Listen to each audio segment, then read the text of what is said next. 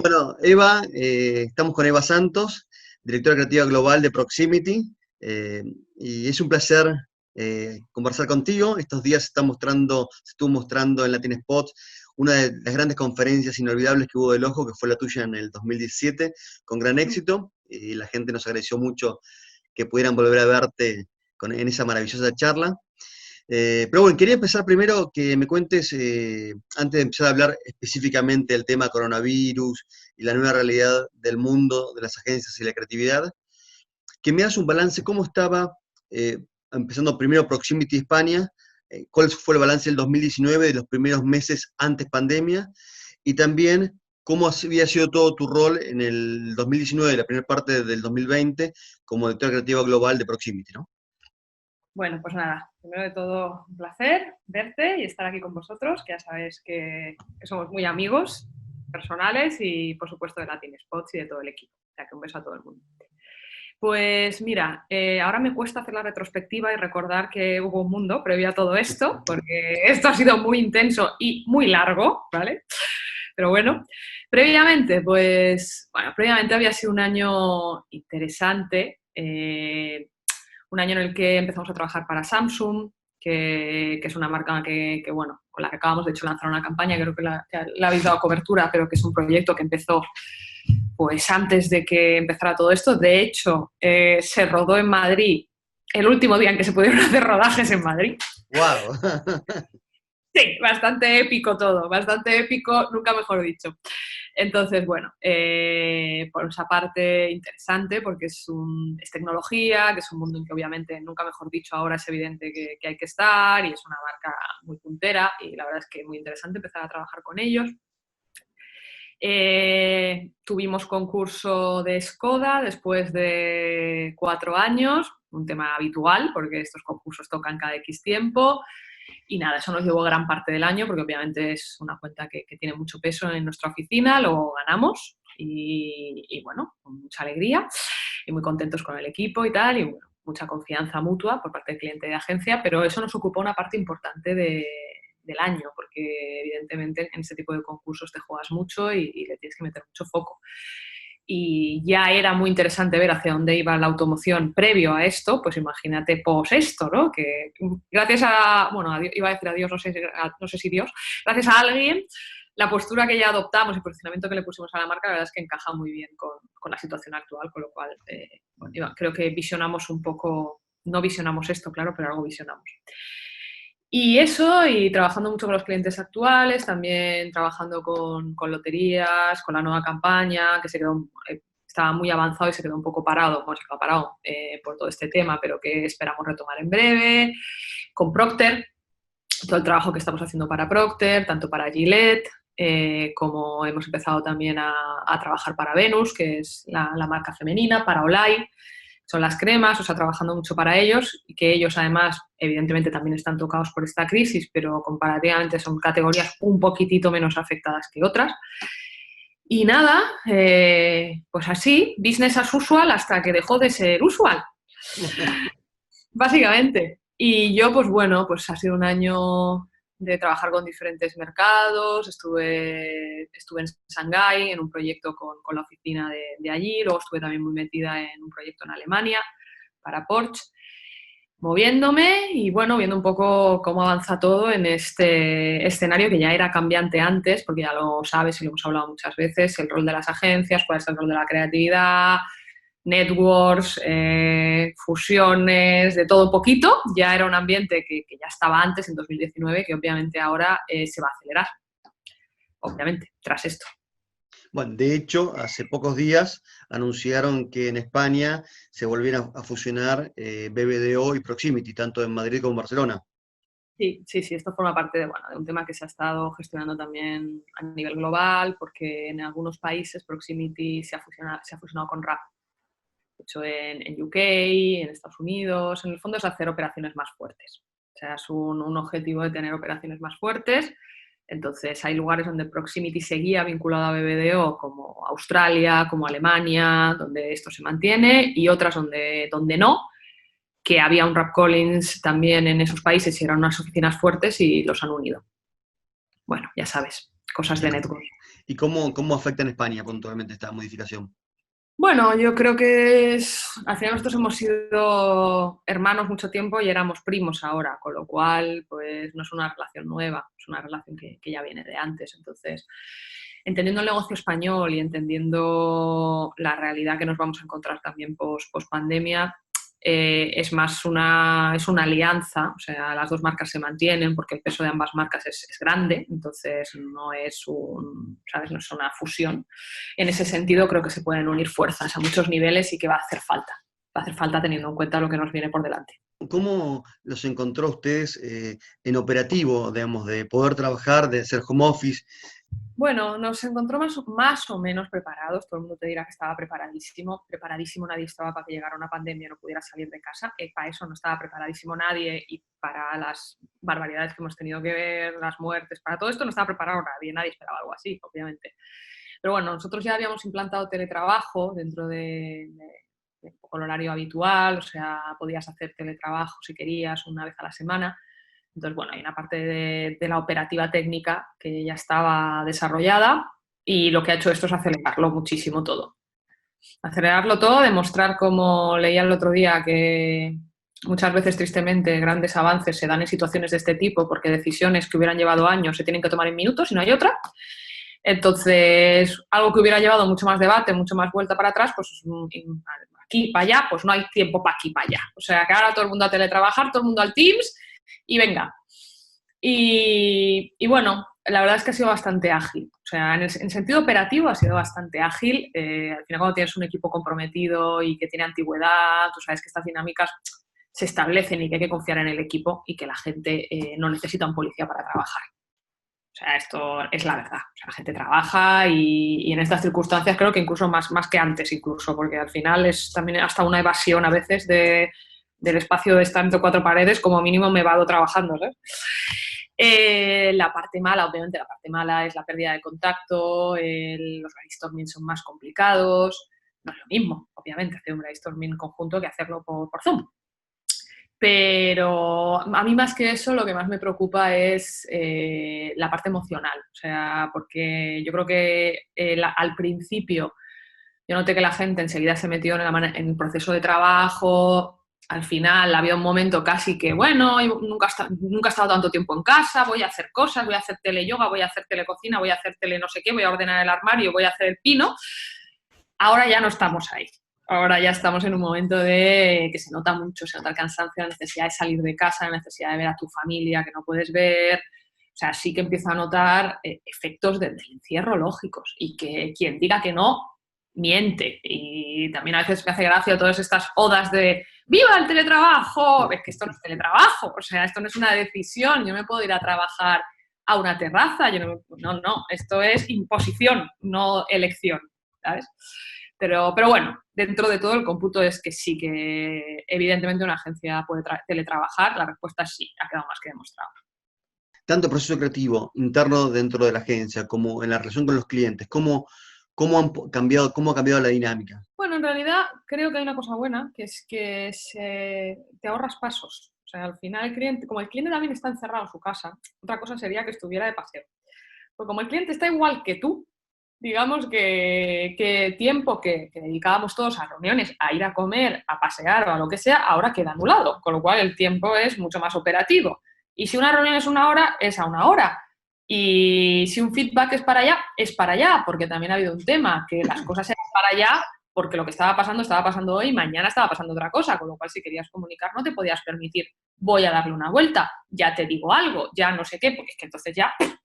Entonces eso ha hecho que determinados procesos se agilicen y determinada toma de decisiones se agilice, saltarse pasos, que para mí es algo positivo porque para mí uno de los errores de esta industria es que se ha vuelto muy industrializada, como ya de hecho lo digo en la charla que di fíjate, de lo de Taylor y el Rey Arturo, está bastante en esa línea. Yo no soy nada pro a la industrialización de esta industria, entiendo la industrialización pero con unos límites y creo que había demasiados pasos.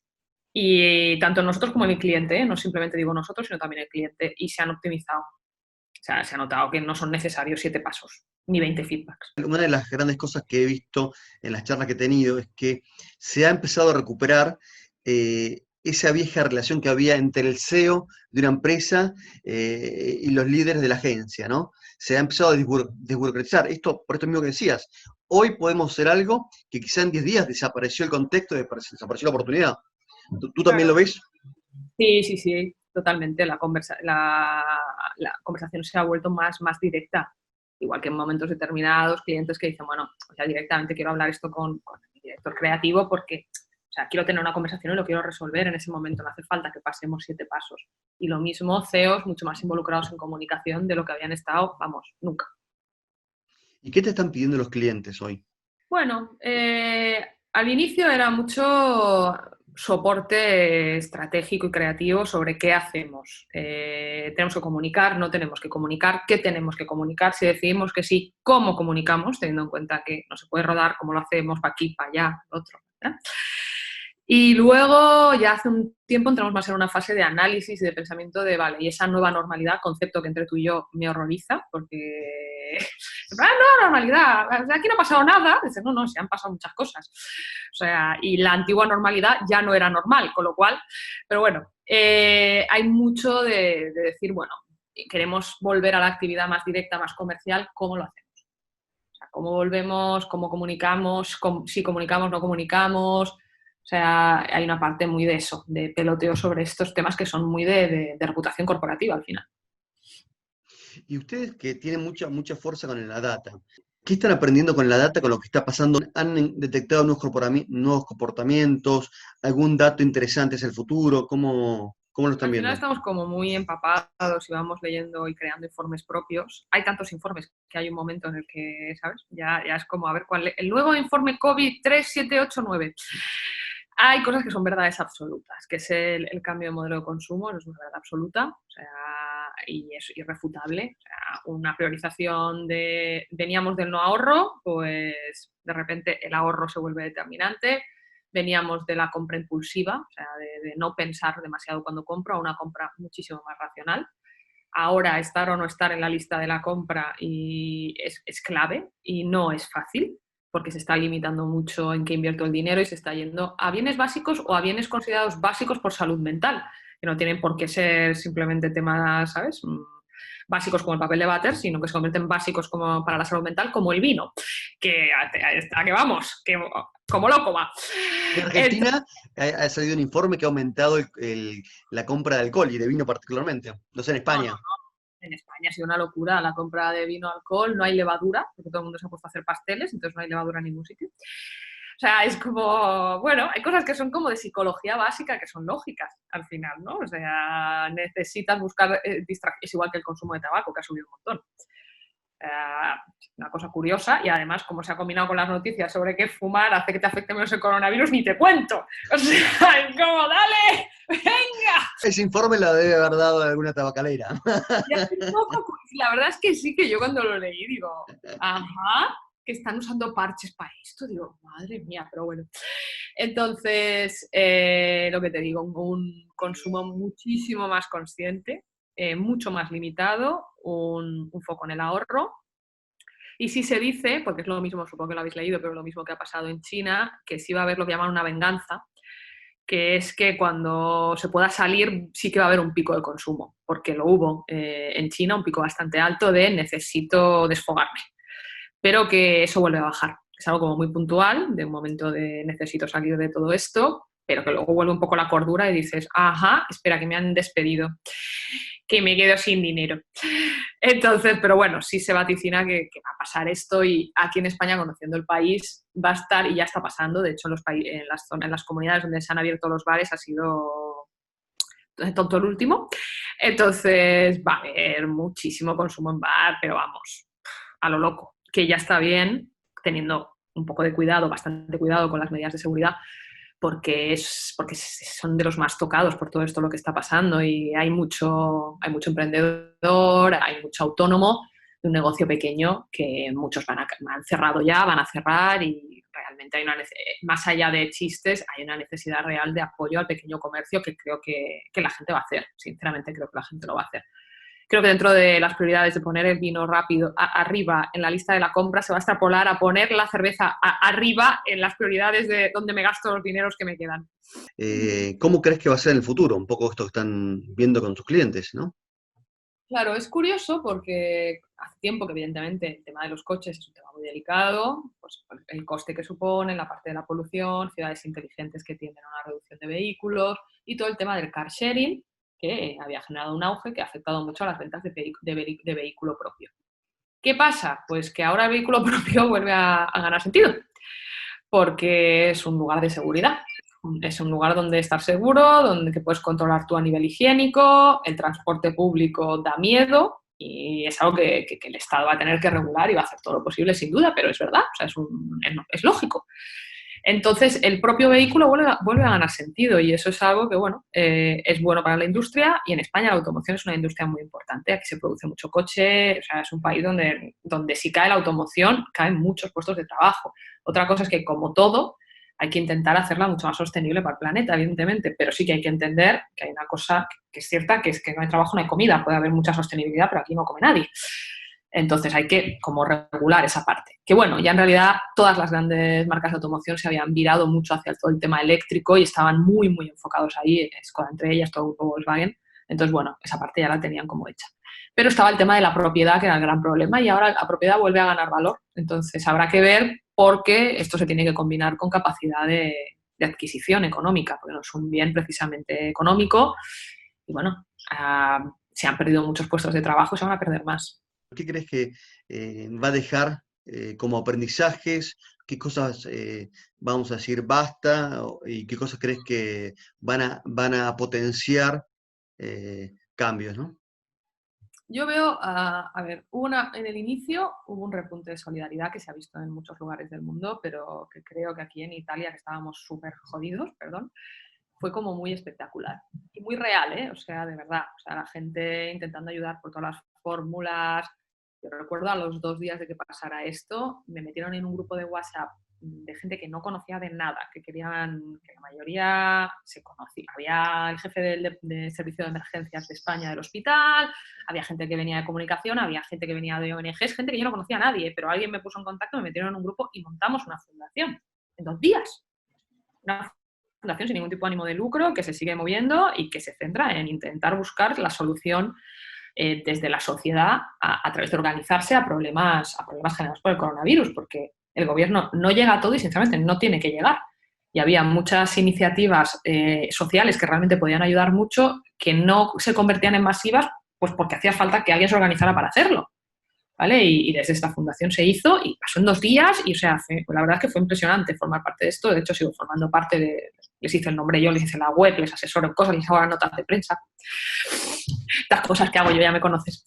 Entonces, se notó como un subidón de solidaridad y de dejar un poco de lado nuestros problemas políticos, históricos, recientes, o sea, porque sabes que hemos tardado mucho en tener presidente, todo el lío que hemos tenido en Cataluña, o sea, digamos que veníamos calentitos, no veníamos como país súper unido, veníamos como país rebotadísimo.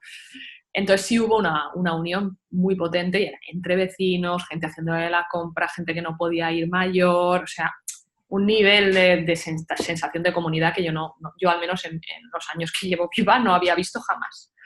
Y que realmente era emocionante y es emocionante. Ahora está bajando porque ahora hay miedo, mucho miedo económico. Hay gente que ya, claro, mucha gente que la han despedido, mucha gente que no sabe cómo pagar la hipoteca, que no sabe cómo pagar. ¿Sabes? Estamos llegando a una fase ya donde se está notando mucho el miedo, se está notando mucho los problemas económicos, problemas personales, de gente que está encerrada en casa y que ya no se soporta más. O sea, que cada vez que me llama alguien se está separando, es como, madre mía, ¡pum! Entonces, pero bueno, más allá de la anécdota, se nota la preocupación. Y se nota el miedo y entonces están volviendo a surgir las tensiones que estaban latentes porque es un país donde hay tensiones. Entonces, hay como fans del gobierno, hay como grandes detractores del gobierno y una sensación de hacia dónde vamos, que yo creo que es real, que no está definido hacia dónde vamos. La gente siente que no está definida la hoja de ruta, que no está nada clara y es normal porque no lo está. porque además hay un cambio de opinión cada 5 minutos, pero lógico, porque nadie controla nada, pero económicamente te hay una sensación de a dónde vamos. Esto es un país, como bien sabes, que vive mucho del turismo. Totalmente, ¿no? Claro, madre mía, o sea, con aeropuertos cerrados, aunque se abran limitaciones, el daño para la marca, que obviamente está hecho, claro, o sea, luego salen voces del gobierno que dicen el turismo es un sector irrelevante que aporta poco valor. Sí, sí, gracias, genio. Pero la alternativa la tienes ya pensada, porque todas las millones de personas que viven de eso tienen que comer algo. Entonces hay como una sensación de hacia dónde vamos y no de miedo a que no haya un liderazgo claro de cuál es la dirección, y entonces empiezan a surgir un poco los individualismos típicos de España, yo por un lado, yo por el otro. España. Bueno, por lo menos, Eva, lograron entrar a la pandemia teniendo un gobierno y no estando haciendo elección de elección de elección. Estábamos ahí, ¿eh? Estábamos ahí. O sea, entró Pedro, pero por el... Y mira lo que se encontró. En plan, no sé yo, ¿eh? Que igual... Pero bueno. Bueno, y en base a tu experiencia como creativa global de Proximity, ¿qué ves que está pasando en otros países? ¿Ves que pasan cosas parecidas? ¿Ves caminos diferentes? ¿Cómo lo estás viendo? Bueno, es como... Para mí aquí hay un tema que lo estamos viendo todos. Esto es un problema global, pero que se está actuando completamente desde lo local. Primero, porque no existe un gobierno global, ni para bien ni para mal, pero en este caso no hubiera ido mal, a lo mejor, porque no es un problema individual, no es un problema que se arregle simplemente en tu país, porque la economía está conectada. Obviamente la globalización se va a ver muy limitada por esto, cosa que en algún aspecto ya tocaba, porque había un momento que dices hacia dónde más podemos llegar. Pero, por otra parte, es que hay cosas que requieren viajar y este virus pues viaja, con lo cual hay políticas que tienen que tener un punto de vista global. Lo que está ocurriendo es que cada uno está pensando en él a nivel individual, están siendo políticas muy individualizadas, sí que se han cogido learnings, sobre todo yo creo que en Latinoamérica se han cogido bastantes learnings del desastre de España y de Italia. Creo que ahí, también por nuestra relación histórica, sí nos habéis dicho uy, uy, uy, uy, uy, uy, mira España. No como nosotros con Italia, que era como, es que están al lado. Y nosotros, fiesta. Así nos ha ido. Pero bueno, y luego es lo que te digo, comportamientos muy individualizados en cada uno de los lugares, tanto a nivel de políticas de salir o no salir, y también tanto a nivel de comprensión de gestión de la parte económica. O sea, UK ha sido un mundo, los países escandinavos otro completamente distinto, y Holanda otro totalmente distinto. Y también tiene mucho que ver con temas culturales, que claro, en este sentido, y si luego hablamos del proyecto que he hecho, de hecho, que tiene mucho que ver con esto, yo he notado muchas diferencias culturales vinculadas también con eso, con cómo nos relacionamos entre nosotros, con el concepto de familia, con el concepto de contacto. Tristemente, para mí, de lo mejor que tenemos los latinos en general desde un punto de vista amplio, e incluyo cualquiera cuya lengua tenga un origen latino, ¿vale? Voy a meter italianos, voy a meter franceses, que se tocan un poco menos, pero bueno, que nos tocamos mucho. Nosotros nos tocamos mucho, nos besamos, estamos mucho tiempo juntos, y madre mía, esta enfermedad precisamente donde más duro da es ahí. ¿Vale? Entonces, a nosotros en ese sentido nos ha dado muy duro. Y además también esa relación que tenemos con la familia y este concepto que tenemos de los mayores, de nuestros padres, también es muy cultural. Totalmente. Y es algo que en otros lugares, pues nosotros tenemos por temas culturales, pues no aplica. O sea, el concepto de un respeto a la vejez como una etapa de la vida, que no como el fin de la vida, sino como otra etapa de la vida que merece ser vivida, es algo que yo pensaba que era un mindset global, pero me he dado cuenta de que no. Me he dado cuenta de que es algo que existe en algunos países por un tema educacional y luego un tema individual de principios de cada uno. Pero que hay países donde eso les parece irrelevante. De hecho, en Holanda, supongo que lo visteis en su momento, pero un ministro, creo que era el jefe de epidemias, hubo un momento en marzo que hizo unas declaraciones diciendo que España estaba como estaba Italia porque estábamos atendiendo en la UCI a gente demasiado mayor. Y lo dijo y él se quedó tan ancho, ¿eh? Y se quedó tan ancho, ¿eh? Tranquilísimo. Declaraciones que si las ves con yo cuando lo leí, realmente dije, yo tengo que hacer algo porque esto me parece indignante, porque se van a hacer películas sobre nosotros y de las razones que nos llevaron a mirar para el otro lado mientras se llevaba a cabo una euganasia masiva, porque en el fondo esto es una euganasia, es un tratamiento diferencial de alguien por un tema genético. Y aquí todo el mundo, ¡ah! ¡Madre mía! Por temas genéticos y también algunas partes, por ejemplo, acá en América Latina se ve por tema social, digamos, porque siempre este es un virus que viaja en avión, muchas veces en primera clase, pero que cuando llega a los barrios populares hace destrozos. Totalmente, como Estos siempre. días en la ciudad de Buenos Aires está viendo porque hubo un descuido en uno de los barrios populares, no hubo agua por un mes en plena pandemia y estallaron los contagios. Argentina venía fantástico y el problema, uno de los lugares más graves es lo que está pasando ahí. Esto mismo pasa en Brasil, pasa en montones de partes, ¿no? Con que, Claro, claro. Sí, sí, sí, tienes razón. Es un virus que viaja en avión, pero que luego mata en barrios. Y como siempre, ¿eh? Y no es lo mismo tener un confinamiento en el palacio, ¿no? Y todos esos vídeos que todos hemos visto, que curiosamente han frenado, gracias, menos mal, de famosos en sus confinamientos, futbolistas en sus confinamientos, qué triste estoy en mi palacio, versus estar en un piso de 50 metros cuadrados, 5 personas. Creo que hablamos de confinamientos diferentes. Pero bueno, como siempre, tema de clases sociales siempre pega. bueno, se ha dado también mucho debate sobre el futuro de la humanidad en el sentido de rever determinados valores o repensar. No significa, digamos, que se esté empezando a discutir, es interesante, desde el ingreso universal, que ya en algunos países venía hablándose, desde el respeto a la naturaleza, al medio ambiente, lo que ha pasado estos días. Ahora, simultáneamente, muchos otros dicen, esto va a agudizar la problemática social y esto que venía denunciando, no me acuerdo qué ONG inglesa, que cada año se iba incrementando, que cada vez un porcentaje de multimillonarios tenía más porcentaje de torta global y mayor cantidad de gente tenía menos acceso a la economía. Eh, Simultáneamente están entre los dos extremos, ¿no? O que vamos a eso o que vamos a una conciencia social donde nos damos cuenta que somos una comunidad mundial y tenemos que vivir en un planeta sustentable, ¿no? Totalmente. De hecho, con esto que dices, yo leía, creo que era un estudio de Intermón, que decía que esto puede generar 500 millones más de pobreza extrema. 500 millones más Terrible. de personas en pobreza extrema.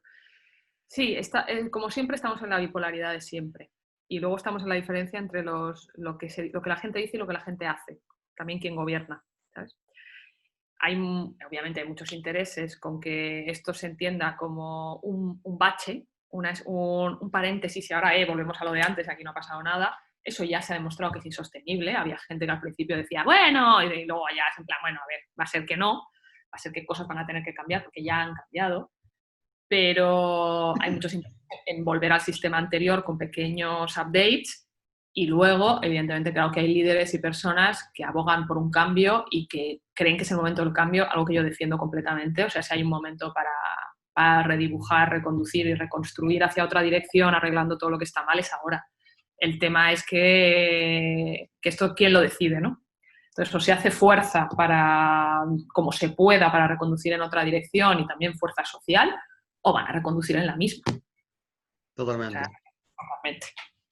Bueno, en este sentido me encantó el proyecto que hicieron, Survivor. Contame cómo surgió, quiénes lo hicieron, porque es un proyecto personal que hiciste, ¿no? Sí, sí, sí, sí. Pues mira, esto es, como te decía antes, yo desde el principio he intentado ayudar, o sea, podría haberme ido, y me lo planteé también, finalmente no lo hice, pero podría haberme ido a ayudar a la Cruz Roja a traer comida, pero me vi metida en proyectos de este tipo de comunicación y dije, bueno, mira, o sea, eso es algo que sé hacer, que a lo mejor otra persona no, y que si lo uso para esto puede tener una ayuda. Y realmente hablando con esta fundación en la que me metí, 15 días para se llama, ¿Cómo vi se que llama? realmente 15 días para. Era 15 15 para. días para en aquel momento, pero el tema es, vamos estableciendo 15 días nuevos cada vez con nuevos paras.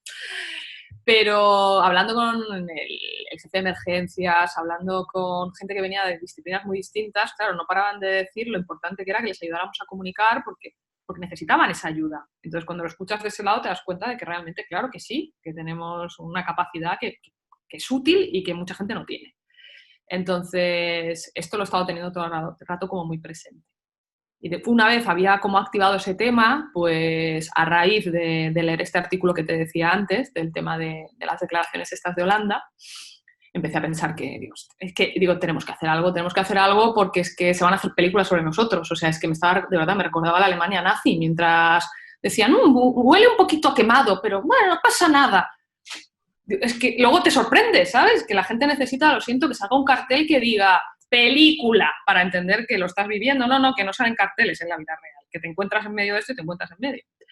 Y entonces, dando vueltas a que teníamos que hacer algo, llamé a Mauricio, porque Mauricio Rocha, porque somos muy colegas, entonces nos llamamos para hacernos coaching en medio de esta mierda.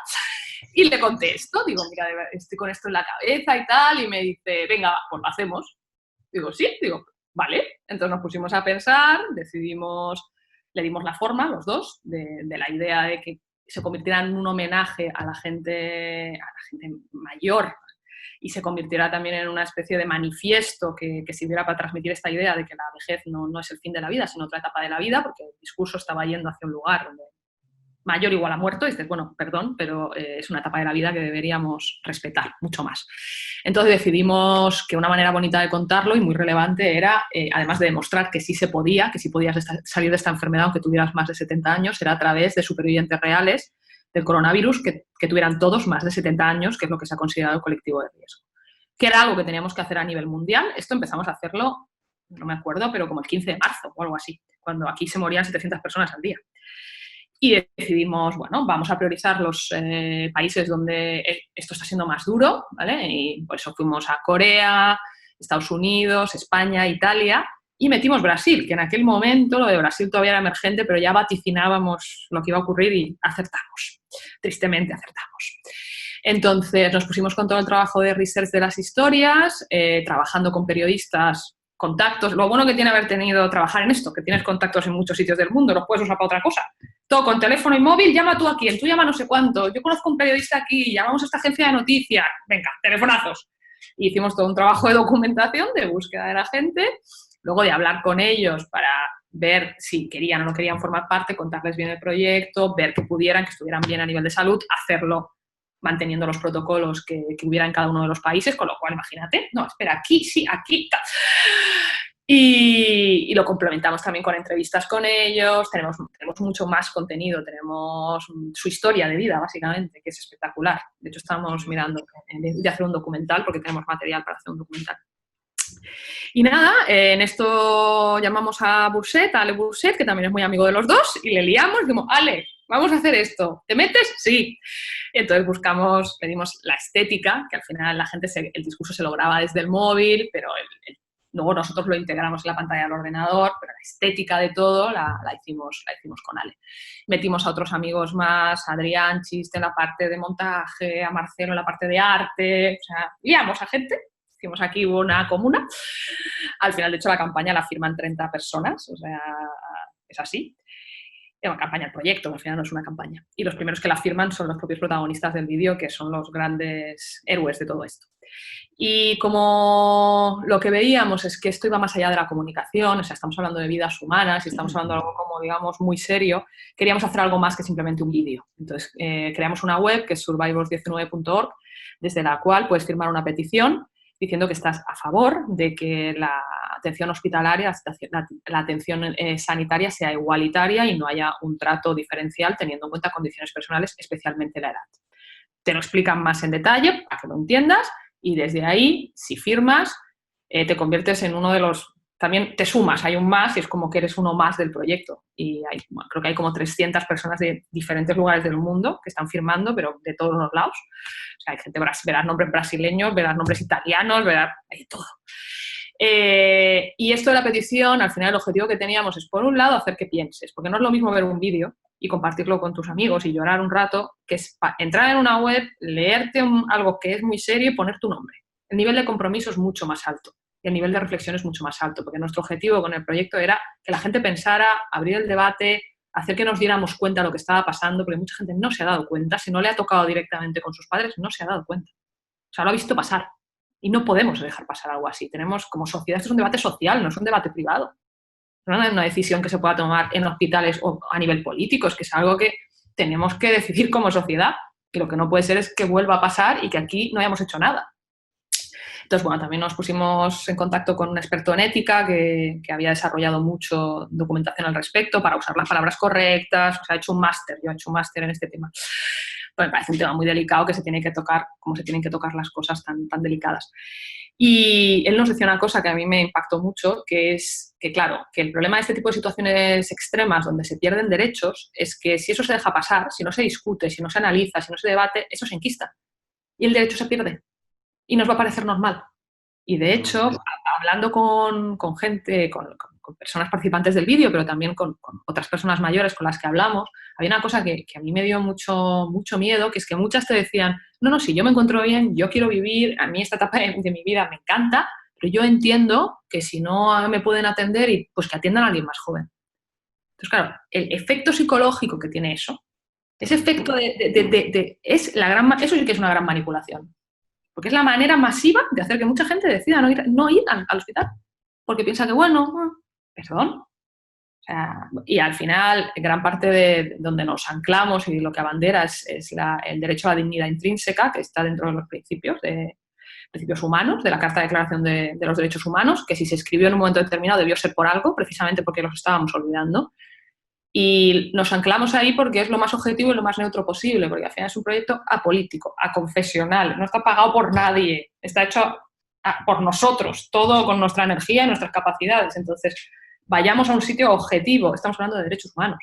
Recordemos que un derecho humano es, pues eso, una atención sanitaria, evidentemente, no en todos los países la atención sanitaria es algo que sea accesible a todo el mundo, tampoco lo es por temas económicos, pero es que el problema es que el discurso está siendo y ha sido claramente, oye, si tienes más de 70 años, tú en tu casa. Y si te mueres, pues bueno. Y considera eso un discurso que podamos aceptar socialmente. Quien quiera aceptarlo, que lo acepte. Y quien no, pues que firme. Además, una cosa que me parece importantísimo es que no ver a la gente mayor como una posibilidad de memoria de la humanidad. Pensar que hay gente que vivió o que conoció de sus padres de directo la gripe española, la mal llamada gripe española, o tantas otras pandemias, y tiene información que nos puede ayudar a superar un montón de cosas, desde lo global hasta lo particular, ¿no? Totalmente. Es una negación del conocimiento. Exactamente. Es que es una negación del conocimiento. De hecho, por ejemplo, el americano Bill, que es muy gracioso, porque había sido veterano de guerra. El señor había sido veterano de guerra, había pasado la Gran Depresión.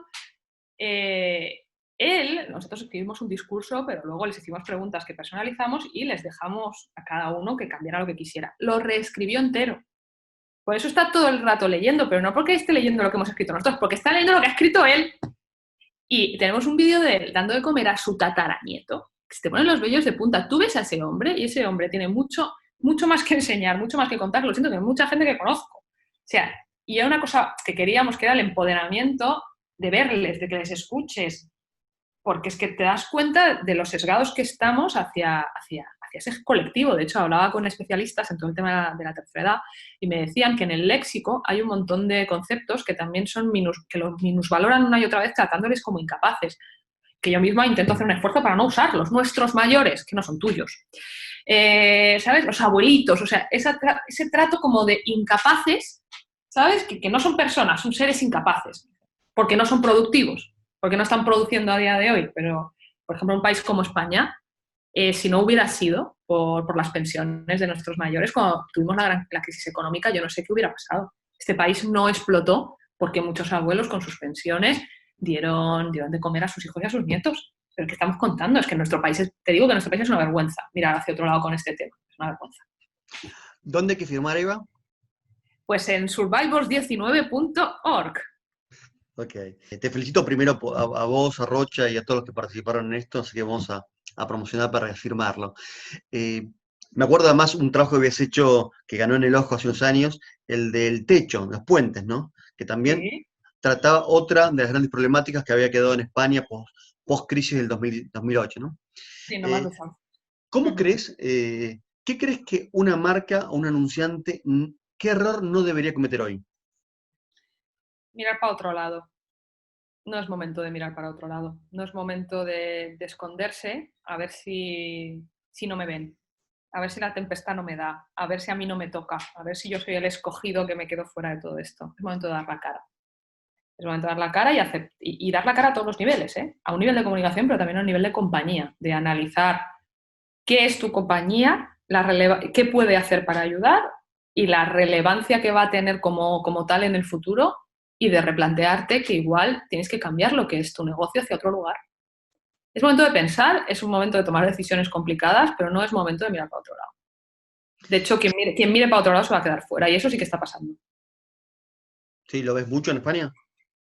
Yo sí, porque en España es cierto, y creo que eso, yo no conozco tanto las acciones de las marcas en otros países, pero aquí las compañías se han movido.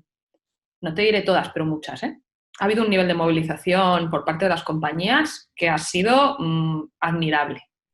O sea, y muy rápido además. O sea, cosas, obviamente Inditex es el ejemplo emblemático, pero es que lo que ha hecho Inditex no es poco y además fue muy rápido. Y un cambio completo, y no solo la parte de cambiar todas las fábricas y convertirlas en producir mascarillas, bla, bla, bla, hablando de un monstruo como Inditex, donde la dimensión de lo que estás hablando no es una tienda de barrio, sino que además, ya que Amancio Ortega es una persona tan poderosa y con tantas relaciones con China, se ofreció y lo hizo de negociador para toda la parte de traer mascarillas, de traer líquidos de gel, porque aquí nos pilló todo, que no había nada de nada. De hecho, yo recuerdo las primeras mascarillas que tuve en casa tenían el papel de China puesto. Inditex es Zara, Pull&Bear. Okay. Sí, sí, sí, es el monstruo es el monstruo de la moda fast food, pero a la vez es una compañía que ha dado muchísimo trabajo en España, es parte del tejido empresarial, y Amancio Ortega, que es el fundador, que de hecho es un tipo que es un señor ya mayor, pero es un tipo que tenía una tienda donde vendía ropa de trabajo de barrio. O sea, este es realmente alguien que viene de abajo, es cierto. O sea, eso es porque mi padre había comprado ropa en su tienda, en Galicia, de barrio, o sea, tal cual. Y bueno, ha usado todo el poder que tiene y en este caso para ayudar, aparte de, yo no conozco todos los detalles y detrás de todo siempre hay algo, pero es cierto que, por ejemplo, también ha hecho un esfuerzo por mantener a muchísima parte del personal cuando tenía todas las tiendas cerradas. Un esfuerzo muy fuerte, no pequeño, muy fuerte. Y como él, igual, él es como, digamos, su acción hizo que otros muchos que se estaban animando se pusieran rápidamente una pila, pero yo que sé, Decathlon es un gran retail de ropa de deporte. Se descubrió que unas cápsulas de buceo que tenían ayudaban mucho las máscaras cuando no había máscaras o sea, no había, ¿cómo se llama esto? No había respiradores.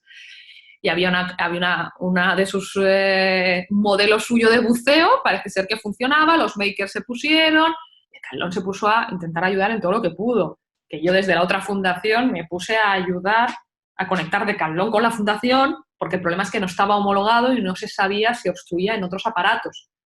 ¿Sabes? Que también ha pasado mucho el maker que quiere hacer cosas, la gente que quiere hacer cosas y la desconexión con que si que eso puede tener otras implicaciones, que no es todo tan fácil, ¿no? Por eso el 15 días para es muy interesante porque lo que hace es intentar conectar. Porque al final dices, ya, si todos queremos hacer mascarillas, pero ¿van a funcionar o no? O espérate que se cargan el otro aparato. O sea, pero bueno, lo que te digo, sí que ha habido una movilización muy, no te diré todas, pero muchas marcas, mucha donación de comida por parte de las marcas, que están más vinculadas con la parte de alimentación. O sea, se han movido, la gente se ha movido. Y igual que reduciendo, no digo que todo el mundo, pero reducción de facturas, regalar contenido gratis. Bueno, lo típico que nosotros siempre decíamos que tenían que hacer, pero que nunca hacían, pues ahora lo han hecho. Y lo han hecho así. ¿No? Y bueno, eso te hace creer más en el mundo empresarial, sinceramente. Un poco más. ¿Cómo afecta o cómo crees que ha cambiado o va a cambiar la remuneración de las agencias? ¿No? Porque en todo este contexto, digamos, los anunciantes venían, sobre todo de las grandes multinacionales, venían cortando presupuesto, ¿no? En las agencias de comunicación. Y me parece que, por esto que charlábamos antes, la necesidad de estar bien conectados, los anunciantes necesitaron más que nunca, a pesar de la caída del consumo, el asesoramiento, el apoyo, la creatividad, la estrategia de las agencias de comunicación. ¿Cómo lo viste esto? Bueno, creo que aquí el modelo de remuneración, como has dicho, ya está bastante pasado, o sea, que lo arrastramos para bien y para mal. Yo creo que aquí te lleva más a un tema más no tanto de producción como de consultoría, no tanto de necesito que me produzcas 80.000 banners programáticos, sino necesito mente senior que se siente conmigo, que tenga experiencia y que me ayude a decidir hacia dónde tengo que tirar. Y eso es algo que se contrapone un poco con la tendencia, honestamente, de las multinacionales de los últimos años, que ha sido una tendencia hacia digitalizarlo todo, que no pasa nada, pero optimizarlo todo, programatizarlo todo, y una fuga de talento y para mí de valor. O sea, muchas grandes mentes de esta industria han salido de esta industria. Entonces, para mí ahí la industria se ha equivocado, sobre todo a nivel multinacional, dejando ir a muchos talentos que son más necesarios que nunca, porque al final esto debería ir otra vez de cabezas. Espero que vaya otra vez de cabezas, porque es lo que hace falta, cabezas. Entonces, ahí también cambia el sistema de remuneración, porque no digo que los fees no sean tan relevantes, pero no me interesa tanto tener un equipo enorme haciéndome piezas como tener una determinada cantidad de horas de determinadas personas que sé que tienen el expertise y la capacidad de ayudarme a tomar decisiones empresariales complejas utilizando la creatividad. Bueno, para ir cerrando, ¿querés compartir un mensaje o algunas palabras para la comunidad creativa iberoamericana? Bueno, primero que sabéis que os quiero mucho y que tengo muchas ganas de ir, porque tengo grandes amigos allí y he pasado algunos de los mejores momentos de mi carrera y precisamente en Latin Spots. Y como siempre digo, la primera vez que fui presidenta de un festival fue en el Ojo de Iberoamérica. Y una de las conferencias, habéis visto ahora hemos subido la última, la de 2007, pero ese mismo año di otra, lo de Good versus Great, que fue una de las conferencias de mi carrera, porque no solo por la audiencia, sino por todo, o sea, marcó un antes y un después en mi carrera. Entonces, mi vinculación es, ya te digo, es emocional, aparte de que algunos de mis mejores amigos estáis al otro lado. Entonces, el mensaje es que tengo muchas ganas de veros, que a ver cuándo esto se hace viable y posible.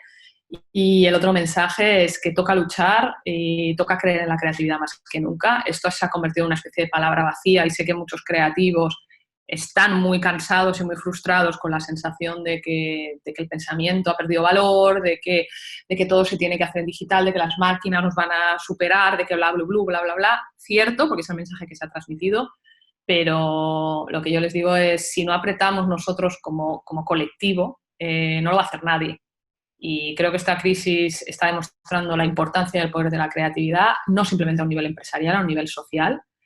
Les animo a hacer cosas como he hecho yo, pero no porque yo sea Superman, sino porque ayudan mucho a demostrar que podemos hacer cosas y podemos ayudar a la gente con nuestras ideas y pensando en ayudar, no pensando en el premio en Cannes que voy a ganar con esto, porque sinceramente no es el tema ahora mismo.